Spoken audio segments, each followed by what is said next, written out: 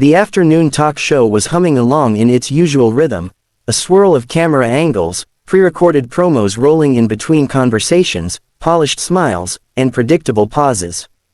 The studio's energy was artificial heat, bright lights shining on faces made up with care, cameras rolling on cues from floor director, and audience laughter prompts echoing through hidden speakers. On set, Sarah Huckabee Sanders sat poised and composed, back straight, shoulders squared, lips curled into a practiced, congenial smile. She had mastered this environment, the polish, the cadence, the occasional punch of rhetoric. Political war rooms might churn out lines, but here, on live TV, she made them sparkle. Sanders was mid-discussion, delivering her take on a growing legal controversy. Her delivery was crisp, tight, familiar, measured, confident, advantageous. Words about precedent, executive authority, checks and balances, streamed from her like a well-rehearsed speech. The studio lighting cast soft shadows, giving emphasis to her expressions, strong brow, earnest intensity, poised certainty. The hosts nodded along, anticipating her next moves, ready to steer things in friendly directions. The set was comfortable, the conversation safe, or at least, until it wasn't. As Sanders spoke, the camera angle shifted, focusing intently on her features, a slight narrowing of the eyes as she delivered her key point, an arch of the eyebrow when she anticipated a counter, a tight smile when she felt the camera relax. But then the lens whipped over to Jasmine Crockett. Representative Crockett sat poised at the side panel, her posture straight, her expression neutral but attentive, ready. She had come prepared, not with talking points carved out in bullet form, but with an entire legal brief lodged in her mind. She had studied case law, statutes, interpretations, dissenting opinions. Her inner dialogue had run through hypothetical retorts, but she had also built flexibility, to contradict without confrontation, to educate with civility. The tension was there, humming under her calm exterior. Sanders continued, leaning into her argument. She cited a recent court opinion, though she mischaracterized its context, suggesting it supported an expansive interpretation of executive power. Maybe she meant well, maybe she believed it. But Crockett listened, finger tapping lightly on the desk, mind assembling the rebuttal with surgical precision. Suddenly, as Sanders finished a sentence, something in Crockett shifted, a soft inhale, shoulders steadying. The studio's din seemed to quiet. The hosts, mid-sip of their water, blinked, but the live feed didn't pause. It was only a microsecond, but the air crackled. With all due respect, she began.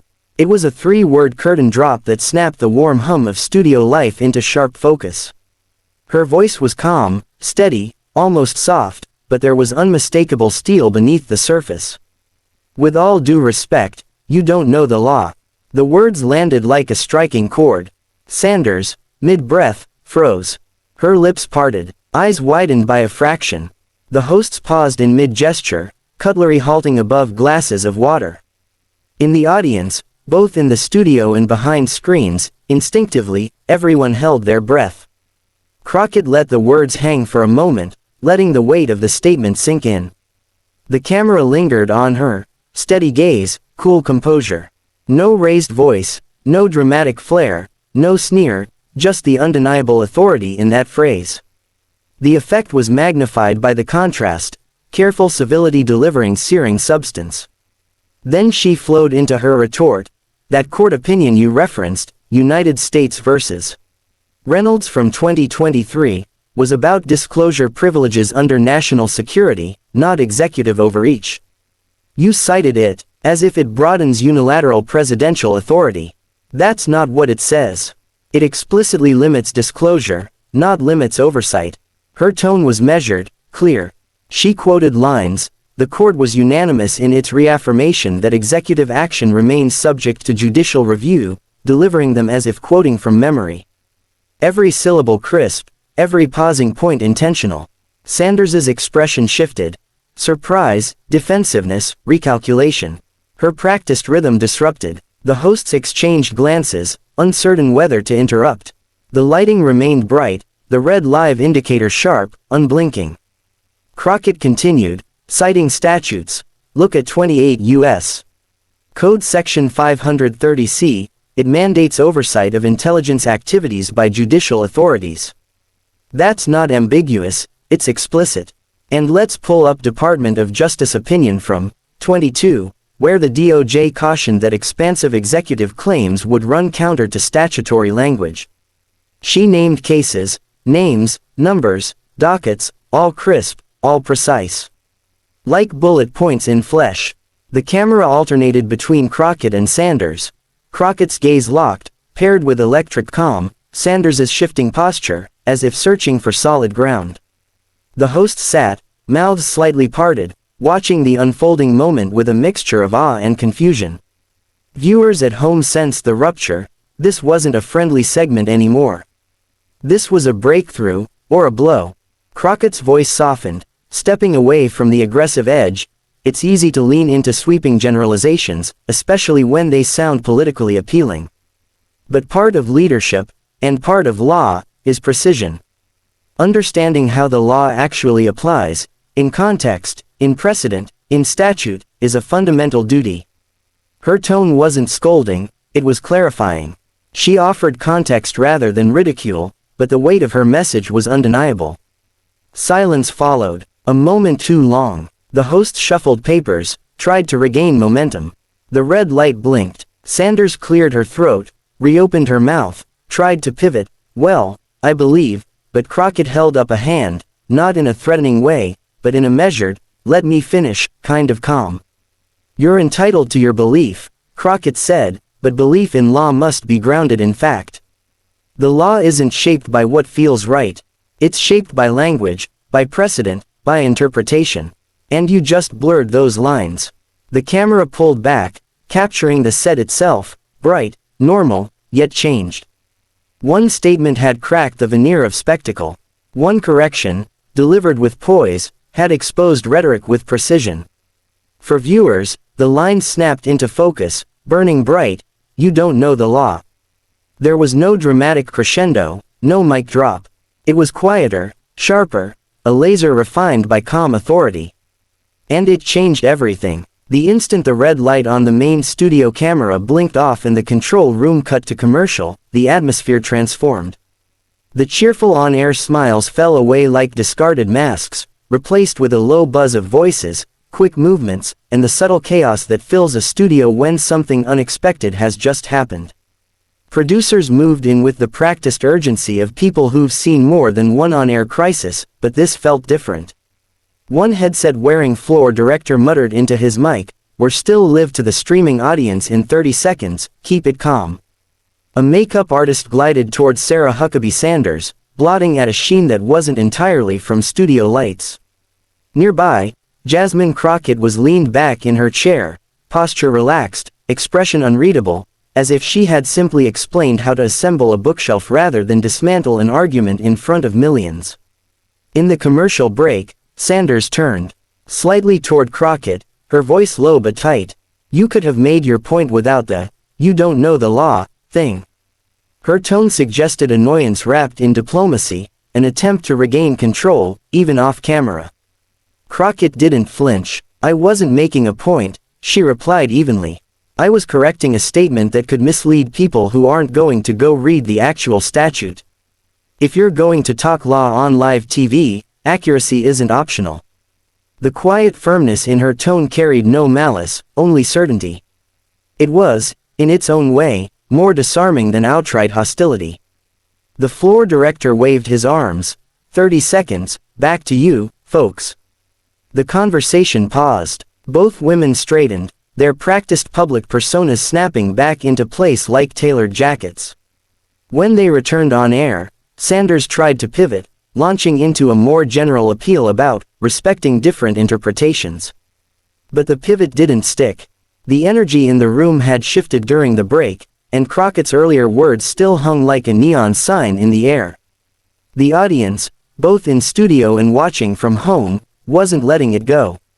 As the segment continued, the hosts did their best to steer things toward safer waters. They tossed questions about bipartisan cooperation and community outreach, but even then, Crockett's measured tone and sharp references made Sanders's earlier comments feel porous. No one interrupted her, no one dared to. By the time they wrapped the segment, the tension wasn't overt, but it was undeniable. When the red light finally blinked off for good, the air released with a subtle sigh. Guests began their slow exodus toward the green room. In the green room. The post-show green room was a strange mix of hospitality and low-grade political triage. A tray of coffee cups and stale pastries sat on a side table. A muted TV replayed the segment from just minutes ago, already clipped for the network's online platform. Staffers scrolled through their phones, their faces betraying a mix of shock, glee, and professional caution. A young producer, barely in his 20s, whispered to another, "It's already trending." The reply came back just as hushed. The "you don't know the law" clip. "Yeah, it's blowing up. TikTok's eating it alive." Sanders sat with her team, leaning in as an aide murmured possible talking points for follow-up interviews. Her expression was calm, but her fingers tapped restlessly against her knee. Across the room, Crockett was checking her phone, ignoring the chatter around her, occasionally smiling at messages coming in. One of the senior producers approached her. "You realize that moment is going to be replayed on every network by tonight, right?" Crockett looked up, tone still even. "That's fine. If it gets people to actually read the law instead of listening to soundbites, that's a win." The producer smiled faintly. "You might have just made some enemies." Crockett sipped her coffee. "Or I reminded them that facts don't take sides." Beyond the studio. By late afternoon, the clip had escaped the confines of the network broadcast and taken on a life of its own. Twitter feeds exploded with short edits, some celebrating Crockett's precision, others defending Sanders, and plenty more just reveling in the drama. A slow-motion replay of Crockett saying, "With all due respect, you don't know the law," had already been set to dramatic orchestral music. Cable news pundits debated whether the exchange was a much-needed fact-check, or a performative gotcha moment. On one panel, a commentator laughed outright, "That was a clean hit. No insults, no theatrics, just facts that couldn't be dodged." In political circles, the exchange became both a warning and a rallying cry. Sanders's supporters accused Crockett of grandstanding. Crockett's allies praised her for defending legal accuracy in a time when public discourse often ran on partial truths.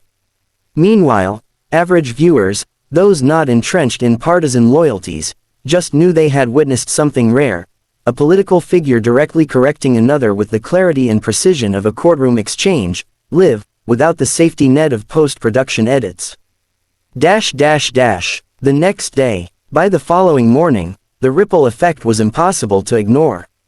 Crockett's office reported an unexpected surge in calls, emails, and social media engagement. Many messages came from law students, attorneys, and even retired judges, thanking her for reminding the public that the law isn't up for casual reinterpretation. Sanders, too, leaned into the moment, booking a series of radio and TV appearances to reframe the exchange as a healthy debate that showcased the importance of dialogue. Her base applauded her for keeping her composure. The clash had given both women more visibility than any planned talking point could have achieved. But among political journalists, one detail stood out: Crockett hadn't raised her voice once. She hadn't interrupted except to stop a factual misrepresentation. She hadn't leaned into outrage, she had leaned into the statute book. And in a media landscape often fueled by noise, the quiet weight of precision was memorable. A private reflection. That evening, Crockett sat in her office, the hum of Washington faint through the window. Her phone was still buzzing with notifications, but she set it aside. In her line of work, moments like that could either harden into political grudges or dissolve into yesterday's headlines. But to her, the bigger win was simpler. For at least one news cycle, millions of people had been reminded that the law was not a prop, not a political ornament, but a framework that deserved respect. Somewhere across town, Sanders was likely reviewing footage with her team, deciding how to talk about the incident going forward. Crockett didn't begrudge her. In politics, everyone chose their battles, and this one had simply unfolded in real time, under studio lights. She closed her laptop, the faint echo of her own words still in her mind. With all due respect, you don't know the law. Not an insult, not a slogan, just a truth that needed saying. And sometimes, in the strange theater of live television, truth, spoken plainly, was the loudest sound of all.